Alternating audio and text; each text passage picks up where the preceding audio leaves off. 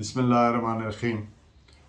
Punjab rented premises act 2009 मुकम्मल इसका synopsis खलासा एक ही लेक्चर में हम आपके सामने रख रहे हैं। इसकी हिस्ट्री ये है कि पहले West Pakistan rent restriction ordinance 1959 चल रहा था। 2007 में पंजाब रेंटेड प्रेमिसेस ऑर्डिनेंस आया और 2 साल वो रहा फील्ड में, जिसको फिर मौजूदा एक्ट जो इस वक्त कानूनी किराएदारी चल रहा है यानी पंजाब रेंटेड प्रेमिसेस एक्ट 2009 वो इस वक्त लागू है पूरे पंजाब में। तो इस कंप्लीट कानूनी किराएदारी को एक ही लेक्चर में हम पेश कर रहे हैं।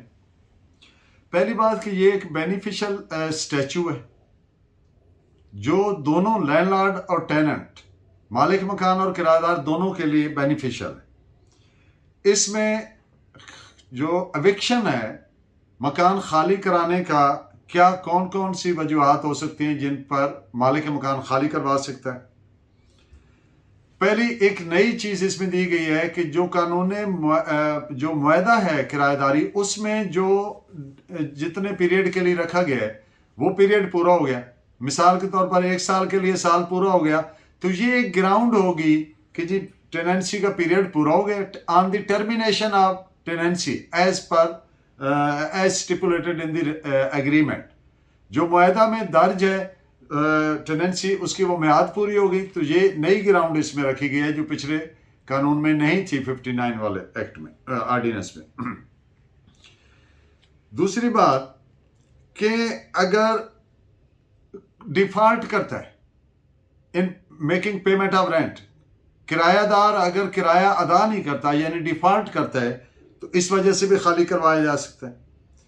Breach of terms of conditions of the agreement, जो मुआहदा किरायादारी है उसकी जो शराइत वगैरह हैं, टर्म्स कंडीशंस हैं, उनकी खिलाफ वर्जी करता है, उनमें से कुछ की या सारी की या एक की वायलेशन करता है, पूरी नहीं करता। अगर वो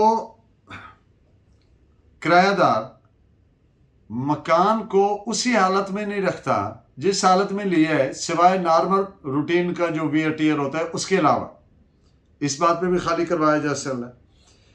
जो लैंडलॉर्ड है वो इंस्पेक्ट कर सकता है, पहले नोटिस देकर टेनेंट को रीजनेबल टाइम देकर, और एक नोटिस देगा कि मैं इसको इंस्पेक्ट करना चाहता हूँ या इसमें रिपेयर्स करवाने हैं, कोई किसी जगह पे कोई मरम्मत वाला काम निकल आया तो वो उसको कर सकता है। जो टेनेंट है टेनेंट उसको इजाज़त देगा उस सूरत में इंस्पेक्शन के लिए या रिपेयर के लिए। टेनेंट ने जिस पर्पज़ के लिए लिया है उसी पर्पज़ के लिए इस्तेमाल करेगा। अगर रिहाइश के लिए लिया है तो रिहाइश रखेगा, कोई और काम नहीं करेगा।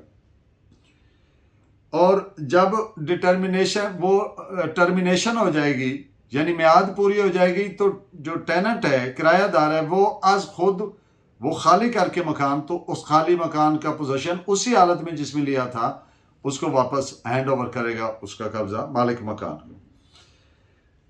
किरायादार कोई ऐसी न्यूसेंस नहीं करेगा, कोई नापसंदीदा कॉल या फेल नहीं करेगा, अमल नहीं करेगा जो नेबर्स के लिए न्यूसेंस हो, कोई ऐसा एक्ट नहीं करेगा। उसमें कोई स्ट्रक्चरल उसकी हैत में, बरामदा है तो कमरा नहीं बना देगा, कमरा है तो बरामदा नहीं बना देगा, कोई नई खिड़की नहीं लगा लेगा, कोई भी स्ट्रक्चरल चेंज नहीं कर सकता जब तक कि लैंडलॉर्ड तहरीरी तौर पर उसको इसकी इजाजत ना दे। किरायादार आगे फर्दर सबलेट नहीं कर सकता, आगे किसी और को किराए पर नहीं दे सकता जब तक कि लैंडलॉर्ड उसको तहरीरी तौर पर इजाजत ना दे। इस नए कानून में, नए कानूनी किराएदारी पंजाब में एक नई चीज रखी गई है कि रेंट ट्राइब्यूनल का एक ऑफिस एस्टेब्लिश किया गया है जिसमें जरूरी है कि मालिक मकान मुआहदा किराएदारी को रजिस्टर करवाए। अब जो रेंट एप्लीकेशन है वो किसके पास दायर की जाएगी? एडमिनिस्ट्रेटिव जज ऑफ द एरिया और ऑफ द डिस्ट्रिक्ट। अगर कोई एविक्शन पिटीशन फाइल करनी है तो वो यानी बेदखली की दरख्वास्त देनी है, मकान खाली करवाना है, उसमें क्या होगा, कंसाइज स्टेटमेंट ऑफ फैक्ट्स होगी, मुख्तसरन वाकयात बताए जाएंगे और क्या चाहता है लैंडलॉर्ड वो लिखेगा, अपना रिलीफ जो क्लेम कर रहा है वो मेंशन करेगा और उसके साथ जो ज़रूरी कागजात हैं, मुआहदा की कापी वगैरह या दीगर, वो लगाएगा और अपना बयान हल्फी लगाएगा। इसके अलावा अपने 2 गवाहान का बयान हल्फी उसके साथ अटैच करेगा। जो कानून के मुताबिक लैंडलॉर्ड की, मालिक मकान की जो जिम्मेदारियां हैं वो ये हैं कि ए टेनेंसी एग्रीमेंट शैल कंटेन, मुआहदा में क्या क्या चीज़ें लिखना उसके लिए ज़रूरी है। मालिक मकान और जो टेनेंट है, किरायादार है, उनके कवायफ, नाम, पता, सारा कुछ, वो जो जगह है जो किराए पर दी और ली जानी मकसूद है उसका डिस्क्रिप्शन, हदूद अरबा, जितने अरसा के लिए वो टेनेंसी किरायादारी क्रिएट हुई है, साल के लिए, 10 साल के लिए, 5 साल के लिए, जो भी है, किराया क्या तय हुआ है, किराए में इजाफे का क्या तय हुआ है, किस शरह से इजाफा होगा, ड्यू डेट, किस डेट को किराया अदा होगा और मोड ऑफ पेमेंट क्या होगा, कैश होगा, चेक की सूरत में होगा। अगर चेक की सूरत में होगा तो लैंडलॉर्ड का बैंक अकाउंट उसमें मेंशन किया जाएगा और किस बैंक में करवाना है वो वगैरह डिटेल होगी।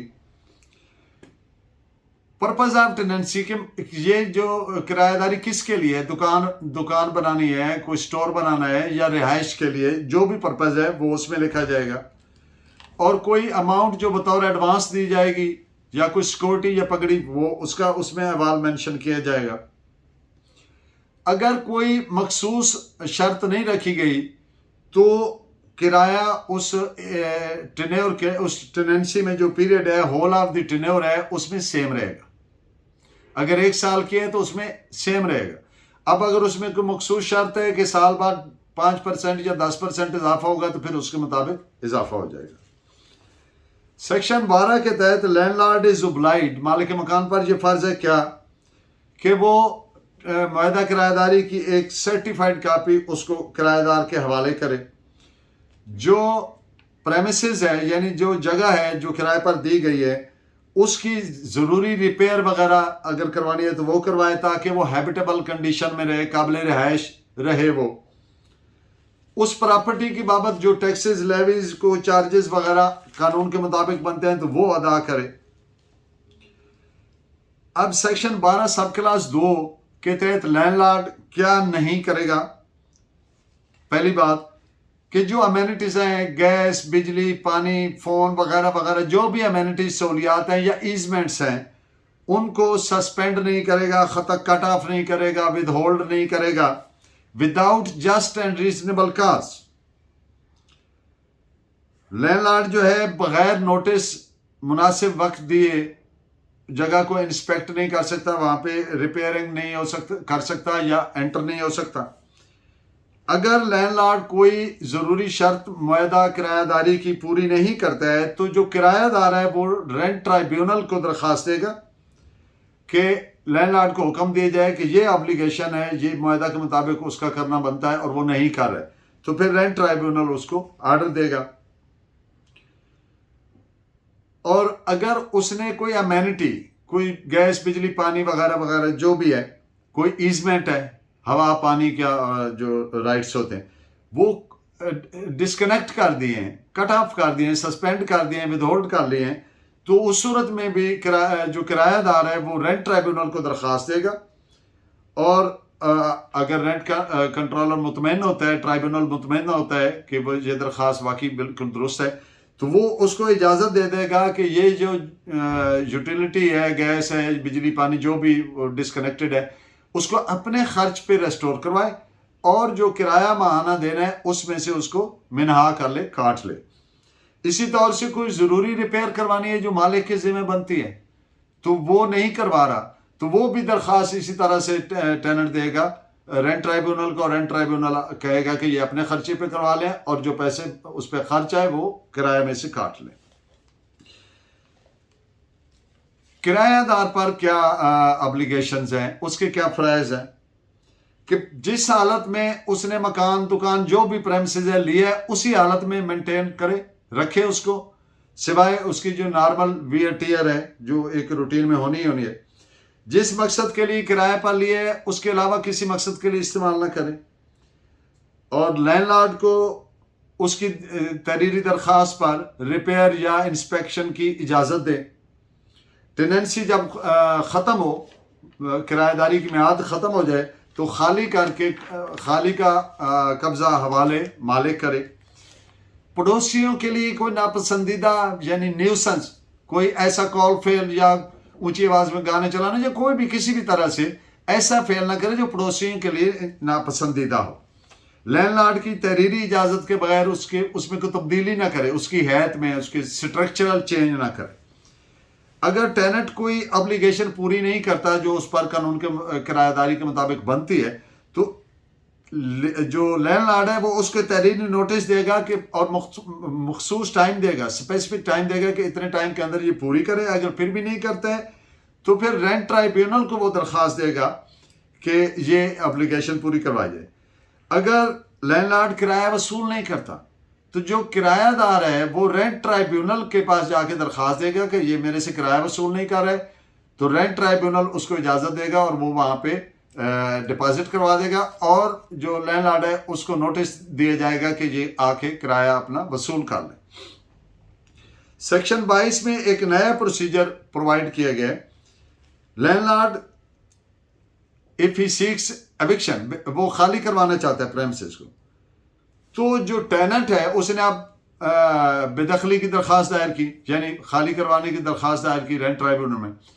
तो जो टेनेंट है वो उसमें लीव टू कंटेस्ट के लिए पिटीशन फाइल करेगा कि मुझे कंटेस्ट करने की इजाज़त दी जाए। ये पहले नहीं था, ये अब नई चीज़ आई है इसमें। तो वो जिस दिन केस दायर हुआ है उससे 10 दिन के अंदर अंदर लीव टू कंटेस्ट फाइल करनी है। और लीव टू कंटेस्ट की फॉर्म ऐसे होगी जैसे एक जवाब दावा होता है, उसके साथ वो अपना एफिडेविट लगाएगा और कोई ज़रूरी कागजात लाए हैं तो वो लगाएगा और उसके अलावा अपने 2 गवाहान के बयानात हल्फी लगाएगा। अब सूरत हाल ये है कि उसने कोर्ट को मुतमईन करना है कि सफिशेंट ग्राउंड्स मौजूद हैं जिनके लिए एविडेंस ज़बानी आरल एविडेंस पेश किया जाना ज़रूरी है। तो जो रेंट ट्राइब्यूनल है वो लीव टू कंटेस्ट वाली दरख्वास्त का 15 दिन के अंदर अंदर फैसला करेगा, लाजमी है। अगर वो लीव ग्रांट नहीं करता तो उसकी एक तो बात है कि वो लीव रिफ्यूज कर दी, दूसरी बात ये है कि अगर लीव रिफ्यूज कर दी और दूसरी बात कि जो टेनेंट है उसने 10 दिन के अंदर अंदर अपना वो लीव टू कंटेस्ट फाइल नहीं की जैसे कि पहले बयान किया कि इस तरीके से, तो rent tribunal shall pass the final order. एक बात। अब दूसरी बात यह है कि अगर लीव ग्रांट हो गई तो पहला ऑर्डर यह कह रहेगा कि जो किरायादार है टेनेंट है वो रेंट ड्यू उसको डिपॉजिट कराए और उसके लिए तरीकाकार बता देगा, टाइम बता देगा, इतने टाइम के अंदर अंदर रेंट ट्राइब्यूनल के पास डिपॉजिट करवाए या लैंडलॉर्ड के अकाउंट में डिपॉजिट कराए। जैसे ऑर्डर होगा वो करवाने का पाबंद होगा। और अगर रेंट ड्यू डिस्प्यूटेड है लैंडलॉर्ड और टेनेंट के दरमियान के, ड्यू रेंट बनता, वो कहता है इतना बनता है, वो कहता है इतना बनता है, तो फिर जो रेंट ट्राइब्यूनल है वो एक टेंटेटिव रेंट डिटरमिन कर देगा। वो खुद एक अंदाजन मुतय्यन कर देगा, मुकर्रर कर देगा इतना करवाएं, बाकी जब फैसला होगा तो देखा जाएगा जो मुकर्रर होगा उसके मुताबिक उसको एडजस्ट कर लिया जाएगा। तो टेंटेटिव रेंट उसका मुकर्रर करेगा। एक और सेलिएंट फीचर इस नए कानून की एक और जो अहम बात है कि रेंट ट्राइब्यूनल जब दरखास्त में दखली एजेक्टमेंट पिटीशन फाइल हुई तो उसके 4 माह के अंदर अंदर फैसला करने का पाबंद है। एक बात, अगर किसी वजह से 4 माह के अंदर फैसला नहीं हो सका तो फिर डे टू डे प्रोसीड करने का पाबंद है। अब जो फाइनल फैसला करेगा रेंट ट्राइब्यूनल उसकी अपील डिस्ट्रिक्ट जज के पास होगी। कोई सेकंड अपील प्रोवाइडेड नहीं है, कोई इंटरिम ऑर्डर या इंटरलॉकटरी ऑर्डर बोले, इंटरलॉकटरी ऑर्डर या अबूरी हुक्म, यानी दरमियान में फाइनल फैसले से पहले पहले जो ऑर्डर्स होते हैं उनको इंटरिम ऑर्डर्स कर, उनके खिलाफ कोई अपील नहीं प्रोवाइडेड है। इस एक्ट नए में अपॉइंटमेंट ऑफ रेंट रजिस्ट्रार एक नया ऑफिस एस्टेब्लिश हुआ, जिसके मुताबिक लाजिम है कि जो लैंडलॉर्ड है वो मुआहदा किराएदारी को रजिस्टर करवाए। अगर नहीं करवाया तो उसको फाइन देना पड़ेगा, पूरे साल के टोटल का वो फाइन देगा बेदखली दायर करने के लिए। तो इन द एंड एक और अहम बात कि कानूनी शहादत और सीपीसी इसको अप्लाई नहीं होता स्ट्रिक्टो सेंसो, लेकिन उसके तमाम जो प्रोसीजर है वो इम्प्लाइडली वहीं से लिया जाता है और मुटेटस मुटेंडस अप्लाई किया जाता है, और जो प्रिंसिपल्स और रूल्स ऑफ एविडेंस है वहीं से लिए जाते हैं। I hope my lecture remains beneficial for you, so keep in touch. Thank you very much. अल्लाह ने के बाद।